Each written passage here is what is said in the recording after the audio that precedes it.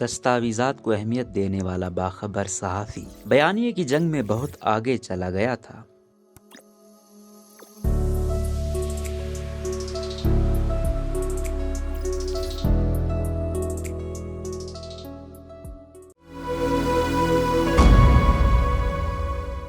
فرحت جاوید کے مطابق I am very sorry فرحت، میں نے حیرت سے پیچھے مڑ کر دیکھا تو وہاں ارشد شریف کھڑے تھے۔ یہ سن 2013 کی بات ہے، میں جونیئر رپورٹر تھی۔ دستاویزات کا ایک پلندہ میرے ہاتھ لگا مگر کہانی سمجھ نہیں آ رہی۔ صبح 8 بجے کا وقت تھا اور ارشد شریف اپنے دفتر میں معمول کے مطابق کاغذوں میں گم تھے۔ میں ان کے آفس گئی اور ان سے کہا سر یہ سٹوری ہے، یہ کرپشن ہے مگر مجھے سمجھ نہیں آ رہی۔ انہوں نے دیکھے بغیر پوچھا کتنی بار دیکھا ہے ڈاکومنٹس کو؟ میں نے جواب دیا کہ ایک بار دیکھا۔ انہوں نے قدرے سخت لہجے میں کہا تو باہر جائیں اور بار بار دیکھیں اور سمجھیں کہ یہ کیا ہے۔ یہ جواب اور لہجہ میرے لیے غیر متوقع تھا اور کیریئر کے ابتدائی دنوں کی طرح بھی سوچ ہی رہی تھی کہ بہتر ہے جرنلزم چھوڑ دوں۔ اتنے میں مجھے ارشد شریف کا آئی ایم سوری کی آواز آئی۔ انہوں نے ڈاکومنٹس دیکھے اور پھر سمجھایا کہ کیا ہے اور اس خبر کو کیسے کیا جا سکتا ہے۔ یہ سمجھانے کے بعد وہ اٹھے اور دوبارہ کہا کہ میں ایک بار پھر معذرت چاہتا ہوں، مجھے سخت لہجے میں بات نہیں کرنی چاہیے۔ کینیا کے شہر نیروبی میں پولیس کی مبینہ فائرنگ سے جاں بحق ہونے والے ارشد شریف نیوز رومز اور دوست احباب میں ایک ایسے صحافی کے طور پر جانے جاتے ہیں جو اپرائٹ، دیانتدار اور ویل انفارمڈ۔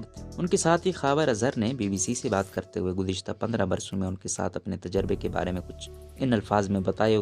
وہ ایک بہت ذہین اور پڑھے لکھے صحافی تھے، چاہے وہ بین الاقوامی سیاست ہو یا معیشت۔ وہ پڑھتے تھے، آپ کو پاکستان میں بہت کم ملے گا، سنی سنائی پر یقین نہیں رکھتے تھے۔ ان کے دفتر میں فائلوں کا ڈھیر اور گھر میں کتابوں کا ڈھیر ہوتا تھا۔ ان کی رائے سے آپ اختلاف کر سکتے ہیں مگر ان کی رائے انفارمڈ یعنی معلومات کی بنیاد پر ہوتی تھی، سنی سنائی نہیں۔ وہ بتاتے ہیں کہ ارشد شریف نہایت نمایاں ہونے کے باوجود بہت عاجز انسان تھے۔ وہ ٹریڈ یونین یا صحافتی سیاست میں شامل تو نہیں تھے لیکن صحافیوں اور ان کے حقوق کے لیے بہت حساس تھے۔ وہ باقاعدگی سے میڈیا کے وہ لوگ جو اب اس دنیا میں نہیں رہے ان کے خاندانوں کی مکمل کفالت کرتے تھے۔ وہ ایک بہترین میزبان تھے۔ ان کی ذاتی زندگی سے متعلق بہت کم لوگ جانتے ہیں۔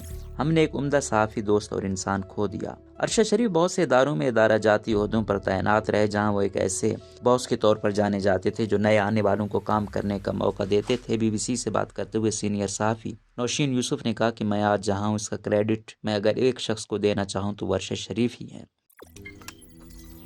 روزنامہ قدرت کی ویڈیو دیکھنے کے لیے ابھی یوٹیوب چینل پر سبسکرائب کریں اور بیل آئیکن پر بھی کلک کریں۔